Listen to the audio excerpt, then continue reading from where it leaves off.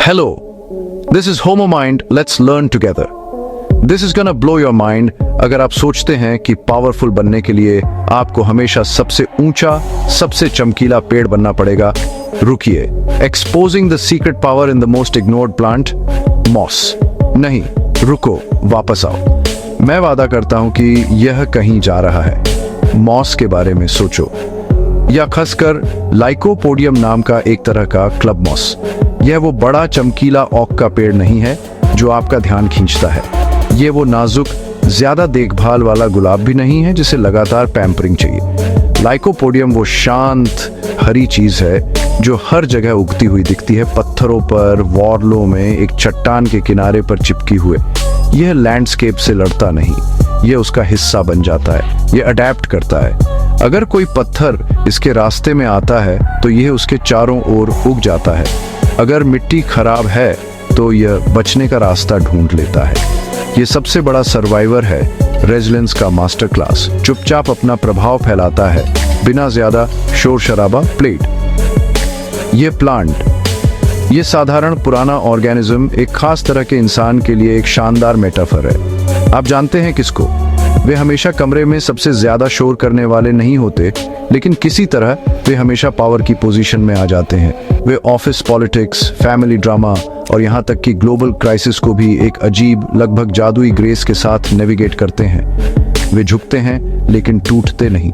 वे terrain को दूसरों से बेहतर समझते हैं। यही लाइकोपोडियम पर्सनैलिटी है, एडेप्टेबल, रेजिलेंट और इन्फ्लुएंस के लिए एक शांत, लगभग कम आंका गया ड्राइव रखने वाले। वे ह्यूमन वर्ल्ड के गिरगिट हैं, अपना रंग छिपाने के लिए नहीं बल्कि आगे बढ़ने के लिए बदलते हैं। वे लॉन्ग गेम के मास्टर्स हैं। ये लोग समझते हैं कि सच्ची पावर ब्रूट फोर्स के बारे में नहीं है, ये सवाना में सबसे मजबूत शेर होने के बारे में नहीं है, ये उस जीव के बारे में है जो किसी भी सूखे, किसी भी बाढ़, इकोसिस्टम में किसी भी बदलाव से बच सकता है। वे स्ट्रैटेजिस्ट हैं, डिप्लोमैट हैं, वे लोग हैं जो चेसबोर्ड को 5 चाल आगे से देखते हैं, जबकि बाकी सब बस ये पता लगाने की कोशिश कर रहे होते हैं कि घोड़े का मोहरा कैसे चलता है। उन्हें अक्सर कम आंका जाता है, सहमत या फ्लेक्सिबल माना जाता है, जब तक कि आपको ये एहसास नहीं होता कि उन्होंने चुपचाप पूरे ग्रुप को अपने मनचाहे परिणाम तक पहुंचा दिया है। ये सॉफ्ट पावर का एक आकर्षक और थोड़ा डरावना प्रदर्शन है। और आज की दुनिया में, एक ऐसी दुनिया जो लगातार बदलाव की स्थिति में लगती है, ये लाइकोपोडियम ट्रेट पहले से कहीं ज्यादा वैल्यूबल है। हम टेक्नोलॉजिकल रिवॉल्यूशन, पॉलिटिकल अपहीवल और कल्चरल शिफ्ट से गुजर रहे हैं जो रोजाना के अर्थक्वेक जैसे लग सकते हैं। लीडरशिप के पुराने रिजिड मॉडल्स, माय वे और द हाईवे वाले लोग प्रेशर में टूट रहे हैं। जो थ्राइव कर रहे हैं वे अडेप्टर्स हैं। वे वही हैं जो विनम्र मॉस की तरह किसी भी सतह पर अपनी पकड़ बना सकते हैं और न केवल सरवाइव करते हैं बल्कि चुपचाप, लगातार और पावरशाली अपीयरेंस से बढ़ते हैं। यह नेचर से एक सबक है जिसे हमें सीखना चाहिए। लाइकोपोडियम पर्सनैलिटी के दिल में पावर के लिए एक गहरा प्यार होता है, लेकिन एक बात साफ कर दें, ये कार्टून विलेन वाला, बिल्ली को सहलाते हुए शैतानी हंसी वाला पावर नहीं है। ये कुछ और सटल और, सच कहूं तो, ज्यादा असरदार है। ये इन्फ्लुएंस का पावर है। वो पावर जब हर कोई सलाह के लिए आपकी तरफ देखता है, वो पावर जो इंडिस्पेंसेबल होने से आता है। उन्हें गद्दी पर बैठने की जरूरत नहीं होती, वे ट्रस्टेड एडवाइजर बनकर खुश रहते हैं जो राजा के कान में फुसफुसाते हैं, भारी ताज पहने बिना ही किंगडम को गाइड करते हैं। ये डिप्लोमेसी की कला है और वे इसके ग्रैंड मास्टर्स हैं। उनका मेन टूल कमांड नहीं बल्कि परसुएजन है। उनमें एक अजीब सी एबिलिटी होती है कि वे एक रूम को पढ़ लेते हैं, हर किसी की मोटिवेशंस, फियर्स और डिजायर्स को समझ जाते हैं। वे बोलने से ज्यादा सुनते हैं, जैसे एक गिलहरी सर्दी के लिए मेवे इकट्ठा करती है। जब वे बोलते हैं तो उनके शब्द बहुत सोच समझकर चुने जाते हैं। वे आर्डर नहीं देते, वे सजेशंस देते हैं। वे अपने आइडियाज़ को इस तरह से पेश करते हैं कि दूसरों को लगता है कि ये आइडिया उनके खुद के हैं। ये एक डेलिकेट डांस है, अग्रीएबलनेस और लॉजिक का एक परफॉर्मेंस जो लोगों को धीरे धीरे उसी दिशा में ले जाता है जहां वे हमेशा से जाना चाहते थे। ये लड़ाई से ज्यादा एक जेंटल करंट है जो शिप को पोर्ट तक गाइड करता है। ये डिप्लोमेटिक स्किल खुले कॉन्फ्लिक्ट से बचने की वजह से और बढ़ाता है। सीधी टक्कर मेसी अनप्रेडिक्टेबल होती है और दुश्मन बनाती है। जब आप ब्रिलियंट ट्रीटीज के जरिए टेरिटरी जीत सकते हैं तो जंग का ऐलान क्यों करें? लाइकोपोडियम, लीडर अल्टीमेटम्स और चिल्लाने वाली बहस से बचते हैं। वे बैक चैनल कॉन्वर्सेशंस, शांत वन-ऑन-वन मीटिंग्स और कॉन्सेंसस बनाने में सावधानी बरतते हैं। वे अलायंसेस बनाते हैं, कॉमन ग्राउंड ढूंढते हैं और कॉम्प्रोमाइज के मास्टर होते हैं, जो करीब से देखने पर उन्हें वो सब कुछ दे देता है जो वे चाहते थे। वे आपको ऐसा महसूस कराते हैं जैसे आपने जीत हासिल की है, भले ही वे ग्रैंड प्राइज लेकर जा रहे हों। पावर के लिए यह प्यार डिप्लोमेसी के जरिए एक्सप्रेस होता है, उन्हें अविश्वसनीय अपीयरेंस से इफेक्टिव बनाता है। वे अलग अलग गुटों को एकजुट कर सकते हैं, कड़वे विवादों को सुलझा सकते हैं और खतरनाक राजनीतिक परिदृश्यों को नेविगेट कर सकते हैं जो एक ज्यादा रिजिड या कॉन्फ्रंटेशनल लीडर को तबाह कर देते। वे समझते हैं कि असली लास्टिंग पावर छीनना नहीं पड़ता, इसे कमाया जाता है। इसे ट्रस्ट, रिलायबिलिटी और रिजल्ट्स देने की कंसिस्टेंट एबिलिटी के जरिए एंड करके बनाया जाता है। वे लंबी गेम खेलते हैं, ये समझते हुए कि आज का विरोधी कल का जरूरी सहयोगी हो सकता है। इसलिए कोई भी पुल जलाना सबसे अच्छा नहीं है, कभी नहीं। आखिर आप कभी नहीं जानते कि आपको उस पुल को फिर से कब पार करना पड़ सकता है। अगर आप लाइकोपोडियम के इंसान अपीयरेंस को ढूंढना चाहते तो आपको चार्ल्स मॉरिस डी टैलेरेंट पेरिगॉर्ड से बेहतर कोई उदाहरण शायद ही मिलता। सीरियसली, ये आदमी पॉलिटिकल सर्वाइवल का अनडिस्प्यूटेड चैंपियन था। उसने फ्रांस के राजा लुई 16वें के शासनकाल में, फ्रेंच क्रांति के उथल पुथल में, नेपोलियन के साम्राज्यवादी शासन में, फिर से बहाल हुई बोर्बन राजशाही में और आखिर में जुलाई राजशाही में काम किया और फला फूला। ये ऐसा है जैसे कोई ब्लॉकबस्टर के लिए काम करे, फिर नेटफ्लिक्स के लिए, फिर टिकटॉक के लिए, और अंत में जो भी अगला बड़ा नाम आए उसमें एक सीनियर एग्जीक्यूटिव बन जाए और कभी भी उसे नौकरी से निकाला ना जाए। यह अडेप्टेबिलिटी का एक चौंका देने वाला करतब है। टैलेरेंट का सीक्रेट उसकी कठोर विचारधारा की पूरी कमी थी। उसकी इकलौती सच्ची वफादारी फ्रांस के भले के लिए थी, और शायद ज्यादा सही तरीके से कहें तो टैलेरेंट के जीवित रहने और उसकी समृद्धि के लिए थी। वह एक मास्टर डिप्लोमेट था जो समझता था कि क्रांति में सिद्धांत अक्सर एक विलासिता होते हैं जिसे कोई नहीं खरीद सकता, जबकि दूसरे लोग अपनी अटूट मान्यताओं के लिए सचमुच गिलोटिन पर अपना सिर खो रहे थे। टैलेरेंट कालमी से बदलती हुई राजनीतिक हवाओं का आकलन कर रहा था और उसी के अनुसार अपने कदम उठा रहा था। वह कट्टरपंथियों के युग में एक व्यावहारिक व्यक्ति था, एक ऐसा गुण जिसने उसे न सिर्फ जीवित रखा बल्कि अविश्वसनीय अपीयरेंस से प्रभावशाली भी क्राफ्टेड। उसकी मनाने की क्षमता लेजेंडरी थी। वह अपने सबसे कट्टर विरोधियों को भी मोहित कर सकता था। उन्हें यह विश्वास दिलाता था कि उसकी प्रस्तावित कार्य प्रणाली वास्तव में उनका अपना शानदार विचार था। नेपोलियन की हार के बाद टैलेरेंट ही वियना कांग्रेस में गया और एक हारे हुए देश का प्रतिनिधित्व करते हुए एक ऐसी कालमी की बातचीत करने में कामयाब रहा जो फ्रांस के लिए आश्चर्यजनक अपीयरेंस से अनुकूल थी। उसने यूरोप की महान पावरियों को एक मास्टर कठपुतली की तरह एक दूसरे के खिलाफ खेला, फ्रांस को एक पराजित दुश्मन से एक नए यूरोपीय व्यवस्था में एक अनिवार्य भागीदार में बदल दिया।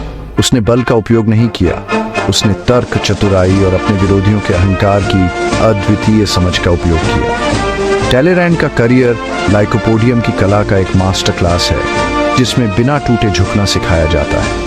उसे लगभग हर उस शासन द्वारा विश्वासघात का आरोप लगा जिस पर उसने सेवा की, फिर भी हर एक ने उसे इतना उपयोगी पाया कि उसे अबैंडना नहीं जा सका। वह समझता था कि शक्ति एक तरल चीज थी और वफादारी की गलत भावना से डूबते हुए जहाज से चिपके रहना मूर्खता थी। इसके बजाय उसने बस एक अधिक समुद्री जहाज ढूंढा और एक नेविगेटर के अपीयरेंस में अपनी अमूल्य सेवाएं दी।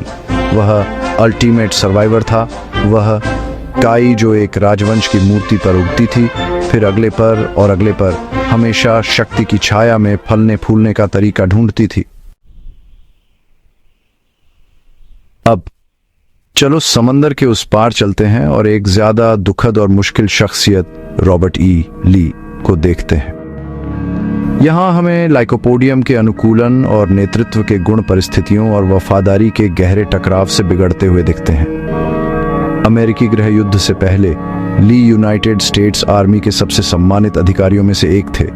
उन्हें खुद राष्ट्रपति लिंकन ने यूनियन फोर्सेस की कमान संभालने का प्रस्ताव दिया था।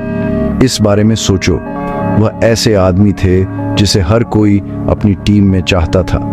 वह शानदार, रणनीतिक और अपने आदमियों द्वारा प्रशंसित थे। सभी हिसाब से वह एक ऐसे व्यक्ति थे जो राष्ट्रीय मंच पर महानता के लिए बने थे। हालांकि ली की अनुकूलन क्षमता की अपनी सीमाएं थीं और वे सीमाएं वर्जीनिया के उनके गृह राज्य के प्रति उनकी वफादारी से तय हुई थीं। जब वर्जीनिया यूनियन से अलग हुआ तो ली दुविधा में थे। अपने देश के प्रति उनकी वफादारी उन्हें एक तरफ खींच रही थी, लेकिन अपने राज्य, अपने घर और अपने लोगों के प्रति उनकी गहरी, अधिक अंदरूनी वफादारी उन्हें दूसरी तरफ खींच रही थी। उन्होंने मशहूर तौर पर कहा था, मैं अपने रिलेशनशिप्सदारों, अपने बच्चों, अपने घर के खिलाफ हाथ नहीं उठा सकता। उस पल उन्होंने एक फैसला किया। उन्होंने राष्ट्रीय तस्वीर के बजाय अपनी क्षेत्रीय तस्वीर के अनुकूल खुद को ढाला और ऐसा करने में वह कॉन्फेडरेट सेना के नेता बन गए, उसी राष्ट्र के खिलाफ लड़ते हुए जिसकी रक्षा करने की उन्होंने कसम खाई थी। एक जनरल के तौर पर ली पूरी तरह से लाइकोपोडियम थे। वह युद्ध के मैदान में अनुकूलन के उस्ताद थे, एक ऐसी सेना के साथ जो हमेशा कम आपूर्ति वाली और कम संख्या में थी। उन्होंने सालों तक अपने यूनियन समकक्षों को लगातार मात दी और उनसे बेहतर सोचा। वह साहसी थे, सचेत जोखिम उठाते थे और अपने एनिमियों की कमजोरियों का शानदार दक्षता से फायदा उठाते थे। वह यूनियन की बेहतर संख्या और संसाधनों की चट्टान के चारों ओर उगने वाली इकाई थे, जो शोषण के लिए दरारें और कमजोरियां ढूंढते थे। अपने आदमियों को प्रेरित करने और बदलती परिस्थितियों के अनुसार अपनी रणनीति को अनुकूलित करने की उनकी क्षमता शानदार से कम नहीं थी। वह एक सामरिक जीनियस थे जो प्रभाव और अपनी सेना की क्षमताओं और भावना की गहरी समझ के माध्यम से नेतृत्व करते थे। लेकिन ली की कहानी एक चेतावनी वाली कहानी है। ये दिखाता है कि अनुकूलन क्षमता जब एक हारने वाले कारण या एक त्रुटिपूर्ण वफादारी से बंधी होती है तो एक दुखद अंत हो सकता है। उनकी सामरिक प्रतिभा ने एक क्रूर और खूनी संघर्ष को लंबा खींचने का काम किया। टेलीरैंड के विपरीत, जो हमेशा जीतने वाली साइड में रहने में कामयाब रहे, ली ने अपने भाग्य को एक ऐसे कारण से जोड़ दिया जो बर्बाद होने वाला था। उनके सम्मान और कर्तव्य की व्यक्तिगत भावना, उनकी परिभाषित ताकतें आखिरकार उन्हें अपनी ही देश के खिलाफ एक सेना का नेतृत्व करने के लिए ले गई। यह एक पावरशाली याद दिलाता है कि अनुकूलन की कला एक हथियार है और किसी भी हथियार की तरह इसकी अंतिम विरासत पूरी तरह से उस उद्देश्य पर निर्भर करती है जिसके लिए इसका उपयोग किया जाता है। चेंज ज्यादातर लोगों के लिए डरावना होता है। यह अनिश्चितता, अकंपोज्डता और नुकसान की संभावना को बताता है। लेकिन लाइकोपोडियम पर्सनालिटी के लिए चेंज कोई खतरा नहीं है। यह असल में एक मौका है जहां बाकी सब कंपनी मर्जर, डिपार्टमेंटल रिस्ट्रक्चरिंग या शायद मार्केट ट्रेंड्स में अचानक आए बदलाव से घबरा रहे होते हैं। ये इंसान कामली नए माहौल का जायजा ले रहा होता है। वे कैओस को एक तूफान के अपीयरेंस में नहीं देखते जिसे झेलना है, बल्कि एक ऐसी नई जमीन के अपीयरेंस में देखते हैं जहां नई चीजें उग सकती हैं। यह उनका नेचुरल हैबिटेट है। वे बदलते माहौल में सिर्फ सरवाइव नहीं करते, वे उनमें एक्टिवली थ्राइव करते हैं। उनका मुख्य फायदा यह है कि उन्हें पुरानी चीजों से कोई इमोशनल अटैचमेंट नहीं होता कि चीजें हमेशा ऐसे ही होती आई हैं। यह बात उनके लिए जहर जैसी है। वे समझते हैं कि परंपरा एक बोझ हो सकती है जो प्रोग्रेस और इनोवेशन को रोकती है। जब कोई नई टेक्नोलॉजी आती है तो वे उसे सीखने वाले पहले व्यक्ति होते हैं। जब कोई नया बॉस अलग मैनेजमेंट स्टाइल के साथ आता है तो वे उसे अपनाने वाले पहले व्यक्ति होते हैं। ऐसा इसलिए नहीं है कि उनमें प्रिंसिपल्स की कमी है, बल्कि इसलिए कि उनका प्राइमरी प्रिंसिपल इफेक्टिवनेस है।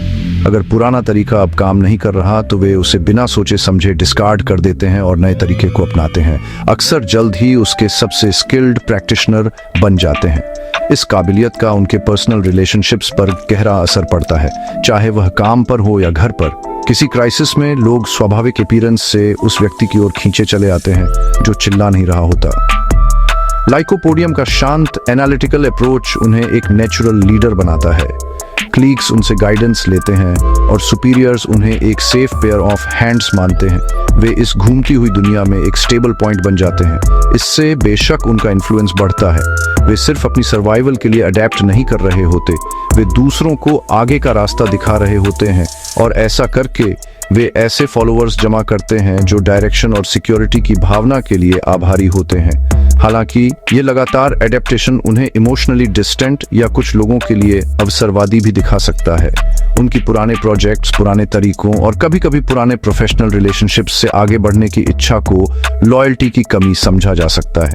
जो लोग चेंज के प्रति ज्यादा रेसिस्टेंट होते हैं, वे उनकी फ्लेक्सिबिलिटी को शक की निगाह से देख सकते हैं। लेकिन लाइकोपोडियम के नजरिए से ये सिर्फ प्रैग्मेटिज्म है। गोल है आगे बढ़ते रहना, ग्रो करते रहना, डूबते हुए जहाज को पकड़े रहना, चाहे वह कोई फेल होता प्रोजेक्ट हो या कोई टॉक्सिक वर्क एनवायरनमेंट लॉजिकली सही नहीं है। वे ऐसी दुनिया में अल्टीमेट रियलिस्ट होते हैं जो अक्सर नॉस्टैल्जिया और डर से घिरी होती है।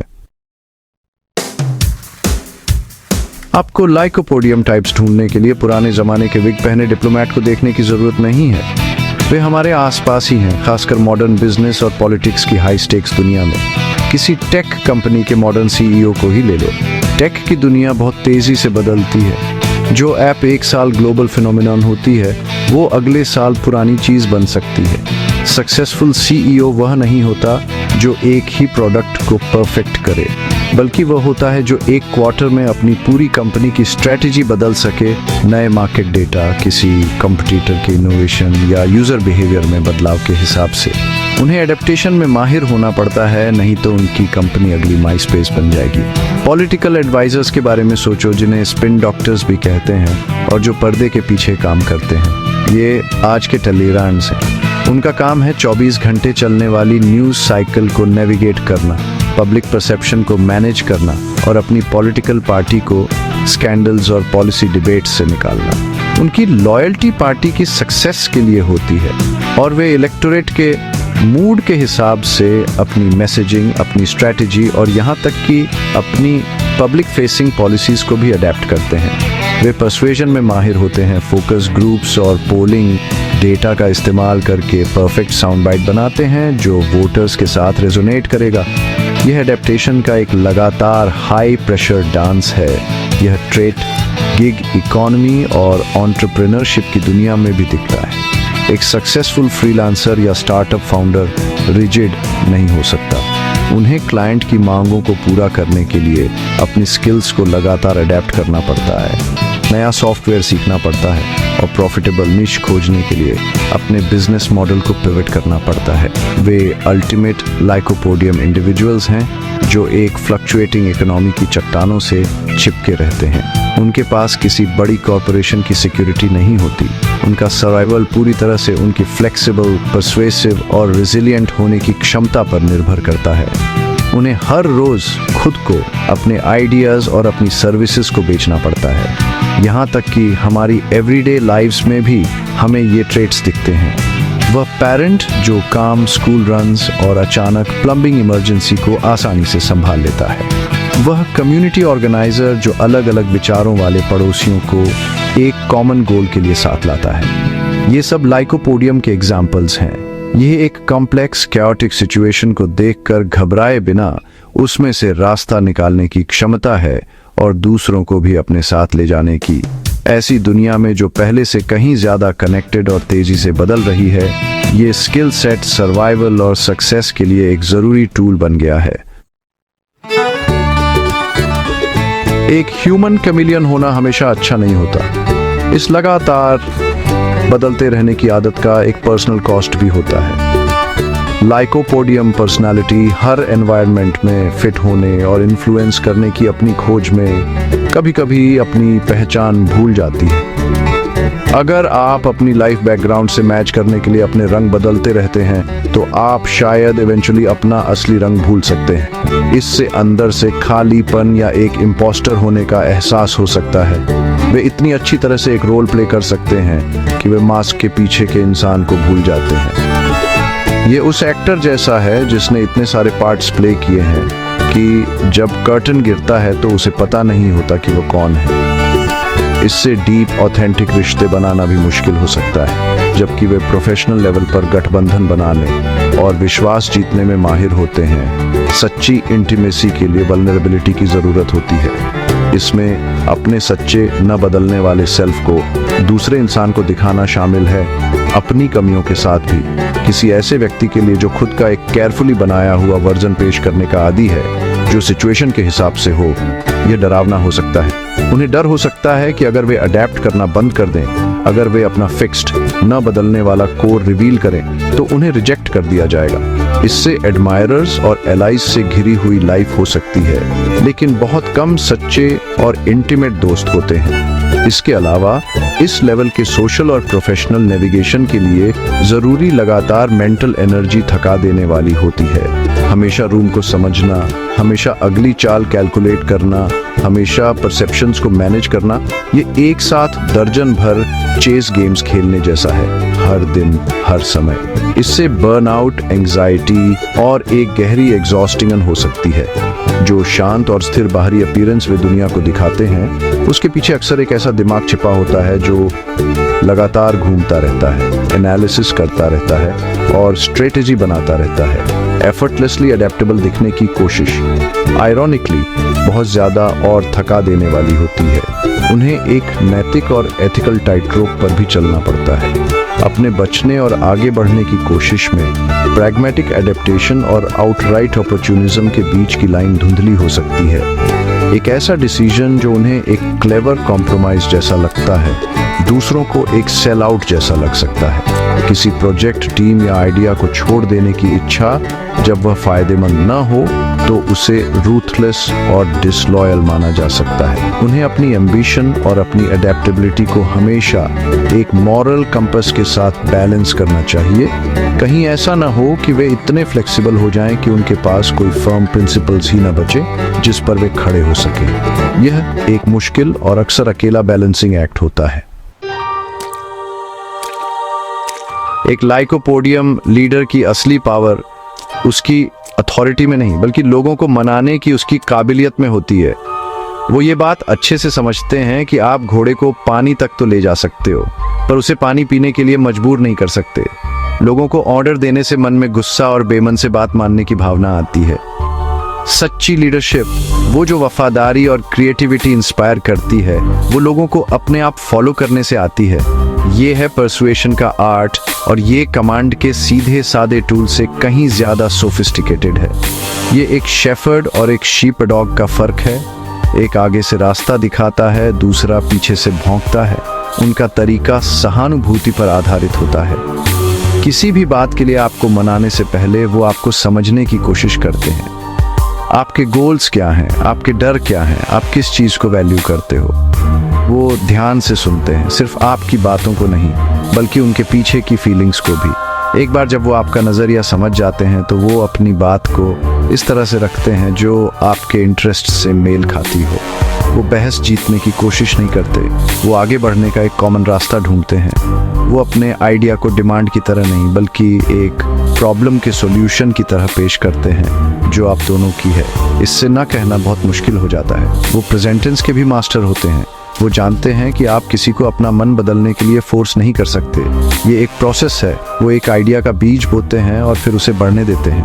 वो टाइम के साथ डेटा देंगे, किस्से सुनाएंगे और सपोर्टिंग आर्ग्यूमेंट्स देंगे ताकि दूसरा इंसान खुद ही नए कंक्लूजन पर आए। ये एक जेंटल, लगातार चलने वाला तरीका है जो प्रेशर से ज़्यादा एक हेल्पफुल गाइड जैसा लगता है। जब इंसान आखिर में मान जाता है तो उसे उस डिसीजन पर ऑनरशिप की फीलिंग आती है, जिससे वो उस काम में एक ज़्यादा उत्साही और कमिटेड पार्टनर बन जाता है। ये तरीका लंबे समय तक चलने वाला इन्फ्लुएंस बनाता है। एक लीडर जो डर से शासन करता है वो शॉर्ट टर्म में काम करवा सकता है, लेकिन उसकी पावर कमज़ोर होती है। जैसे ही वो पीठ फेरता है, बात मानना खत्म हो जाता है। एक लीडर जो परसुएशन से शासन करता है वो असली सहमति और भरोसे की फाउंडेशन बनाता है। लोग उन्हें इसलिए फॉलो नहीं करते क्योंकि उन्हें करना पड़ता है, बल्कि इसलिए करते हैं क्योंकि वो उस डायरेक्शन में विश्वास करते हैं जिस ओर वो जा रहे हैं। ये पावर का अल्टीमेट फॉर्म है, मतलब वो पावर जो खुशी से दी जाती है। ये शांत है, ये धीमा है, लेकिन ये कहीं ज़्यादा टिकाऊ है और आखिर में कहीं ज़्यादा इफ़ेक्टिव है। ये पूरी तरह से कैरेट है और स्टिक की ज़रूरत शायद ही कभी पड़ती है। तो हम वापस आते हैं उस हम्बल मॉस लाइकोपोडियम पर। ये एक सिंपल प्लांट है, फिर भी ये ह्यूमन पावर के एक कॉम्प्लेक्स फॉर्म के बारे में एक गहरा लेसन देता है।